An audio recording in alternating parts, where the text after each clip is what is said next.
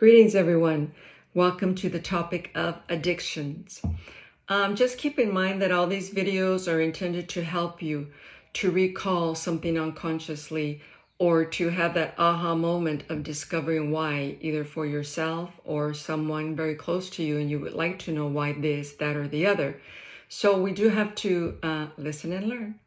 Share if we're guided to do so, because there are a lot of people, I'm sure you know, that need to listen to some of these videos or perhaps all of them. So, addictions. Let's begin with the sugar addiction, because sugar is known to be the most addictive substance because it was the most easily accessible and the most inexpensive way back in the day. Of course, now alcohol and marijuana are just as easily accessible, but not quite as cheap as, you know, a small candy bar or a piece of chocolate, etc. Another addiction.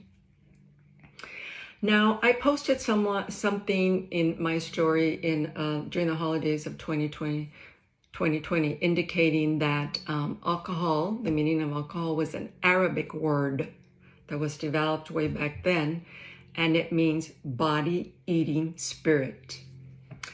And a tool used to keep human consciousness down at a lower level, which in fact, we've all been there, done that, and that's exactly what it does. So there's so many different types now of all kinds of little fancy drinks. But way back in BC, when alcohol was first, starting to be created, they were called wine spirits. Again, the spirit word. Also, back in the day, way back then, wine, it was really considered to be a contraceptive, because you know that it was recommended for women to create a poultice absorbed with alcohol and inserted in the vagina to prevent pregnancy, as a way to keep those descendants from being conceived and born. You know, whether placebo or not, it was working for women back then. Many people, when they drink, do you notice they get they become angry. They start to,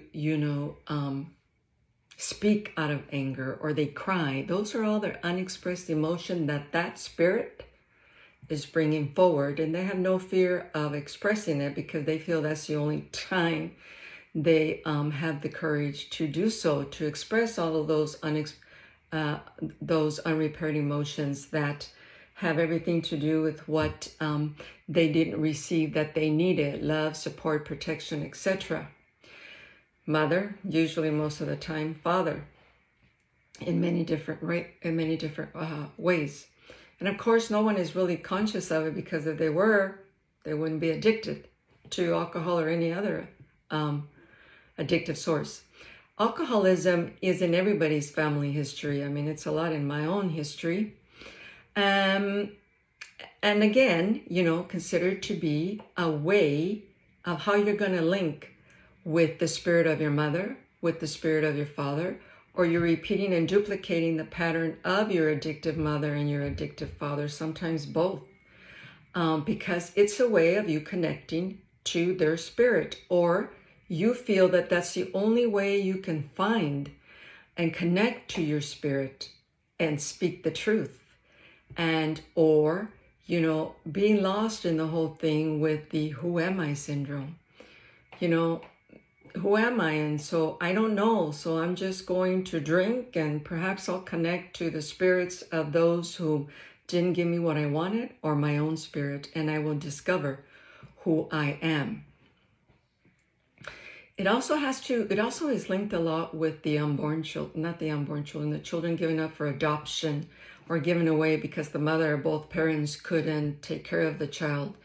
And so it's their way of wanting to connect with the biological mother, the spirit of the biological mother and father.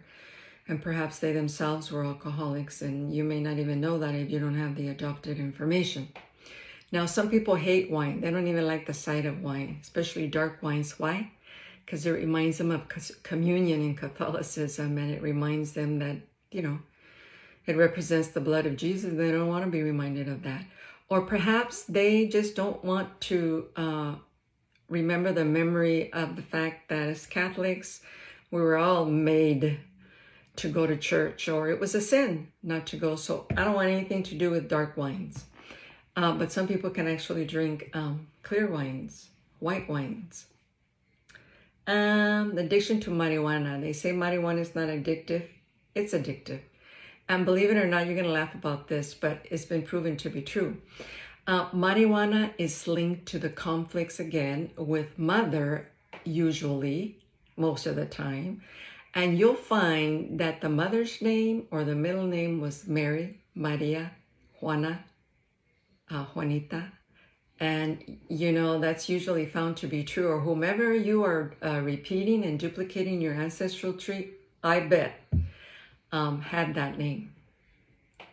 And it's a way of also a person wanting again to be implanted in the mother's womb. And so they feel that being addicted to marijuana will implant them in the mother's womb again, and they'll be close to mother again. Addiction to cigarettes. You know, this reflex. The sucking reflex is what we're born with, because it's the first thing we start doing is sucking on the mother's breast so she can feed us. And so it's our closeness and connection to mother. And even if the mother wasn't able to breastfeed because, hey, perhaps you didn't like her energy and so you couldn't, or other reasons the mother has, there's other reasons why the mother couldn't breastfeed. And so it's your way of being in control, of being close to mom without being rejected, and being in control that I inhale what I want, and that I'm in control of what I'm inhaling, and not that those other substances that I inhale or experiences that I inhale that I'm not in control of. Always look for the history of relationships with mothers in all addictions, whether it's with you or whomever you are repeating. Cigarette smoking, though, also has to do with the cloud that the smoke creates, because you don't want to see the truth, or you don't want to see the fact that all I've ever seen is no sweetness in any of my experiences. The addiction to fire, instantaneous way of bringing forward that adrenaline rush from that moment, of perhaps it helps you to remember a memory of being recognized and acknowledged by the father, because the father always recognizes and acknowledges my sister but never did me. But perhaps he did one moment or one time, and you felt all that joy and all that experience from that, and you want to keep feeling it because that's the only time you feel it. So we keep lighting fires because, hey, you're going to get a lot of recognition, and you're going to be acknowledged a lot and get everybody's attention, whether it's negative behavior or not. You know, children will display negative behavior if they have to gain attention if positive behavior isn't working. Sex, addicted to sex. Now, some would say my significant other needs to be addicted to that. Anyway, the addiction to sex has to do with all types of abuse history, and through that acquiring the belief that it's the only way to gain attention, to gain love, recognition, to be noticed, to be touched, sweetness, gaining affection, all of that through sex. People gain that. That's the only way to do that, is through just giving my sex away, because, excuse me, that's how I'm going to experience that. And you know, prostitution is linked to a lot of that history.